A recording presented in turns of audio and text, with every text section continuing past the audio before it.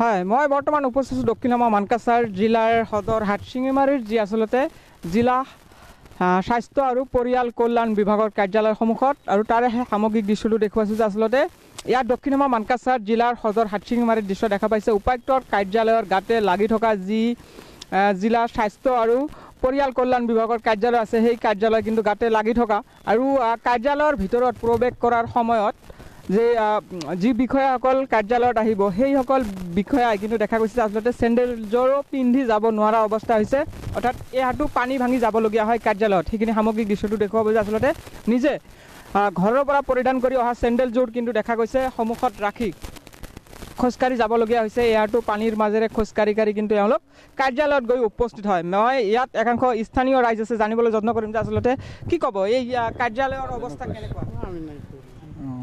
হয়, মানে এজাক বৰষুণতে আমাৰ হাটশিঙিমাৰী সদৰ ঠাইখনৰ বিভিন্ন অঞ্চল এনেকৈ বুৰ গৈ আছে, যাৰ ফলত যেনেকুৱা additional chief medical and health অফিচাৰৰ কাৰ্যালয়খন, জলসম্পদ বিভাগৰ কাৰ্যবাহী অভিযন্তাৰ কাৰ্যালয়, এইবিলাক পানীৰ তলত এতিয়া বুৰ যোৱা অৱস্থা, অহা যোৱা কৰা অসুবিধা হৈছে। বিশেষকৈ আমাৰ সদৰ ঠাইখনত এই অসুবিধাৰ পৰা পৰিত্ৰাণৰ বাবে উপযুক্তভাৱে ড্ৰেইন নিৰ্মাণ কৰাৰ প্ৰয়োজন হৈছে।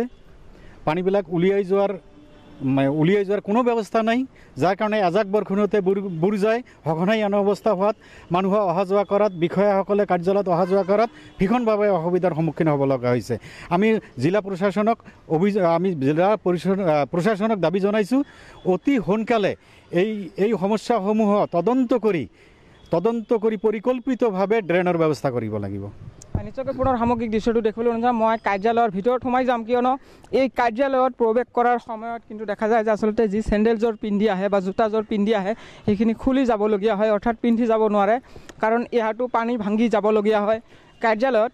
তাৰে সামগ্ৰিক দৃশ্যটো পোনপটীয়া সম্প্ৰচাৰযোগে প্ৰাগ নিউজৰ দৰ্শকক দেখুৱাইছোঁ যে আচলতে যি additional chief medical health officer যিটো কাৰ্যালয়ত বহে সেইটো কাৰ্যালয়ৰ অৱস্থা দেখা পাইছে আচলতে কেনেধৰণৰ অৱস্থা।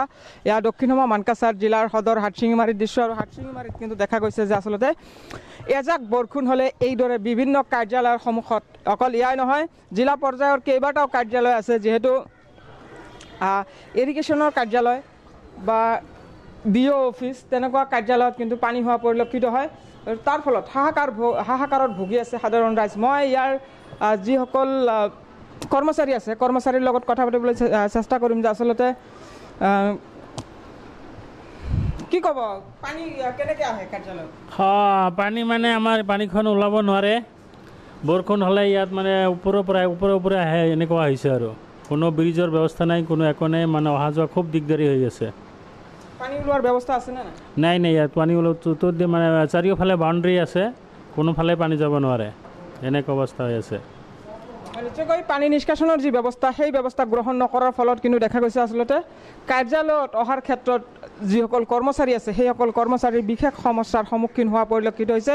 তাৰে সামগ্ৰিক দৃশ্যটো দেখুৱাইছোঁ যে আচলতে ইতিমধ্যে পানীৰ ওপৰত হাঁহ দেখা পাইছে যে আচলতে যিখিনি অফিচৰ কাৰ্যালয়ৰ যিখন ফিল্ড আছিলে সেই ফিল্ডত যিহেতু অহা যোৱাৰ বাবে ব্যৱস্থা থাকিব লাগিছিল, তাতকৈ কিন্তু দেখা যায় যে ইয়াত ইতিমধ্যে হাঁহে যি চৰণীয়া পথাৰ সেই পথাৰত পৰিণত হোৱা পৰিলক্ষিত হৈছে। হাঁহ চৰণীয়া ঠাইত পৰিণত হৈছে এই যি জিলা স্বাস্থ্য আৰু পৰিয়াল কল্যাণ বিভাগৰ কাৰ্যালয়, সেই কাৰ্যালয়ত বৰ্তমান পানীত বুৰিছে। আৰু ইয়াৰ প্ৰতি বৰ্তমানৰ দক্ষিণামা মানকাছাৰ জিলা উপায়ুক্ত ডাঙৰীয়াই কেনেধৰণৰ ব্যৱস্থা গ্ৰহণ কৰে সেই পানী নিষ্কাশনৰ বাবে, অকল ইয়াতে নহয় দক্ষিণামা মানকাছাৰ জিলাৰ সদৰ হাটশিঙিমাৰীৰ 15টাতকৈ অধিক গাঁও বৰ্তমানো কিন্তু বুৰি আছে, আৰু ইয়াৰ প্ৰতি কেনেধৰণৰ ব্যৱস্থা গ্ৰহণ কৰে সেয়া পৰৱৰ্তী সময়ত নিশ্চয় লক্ষণীয় হ'ব।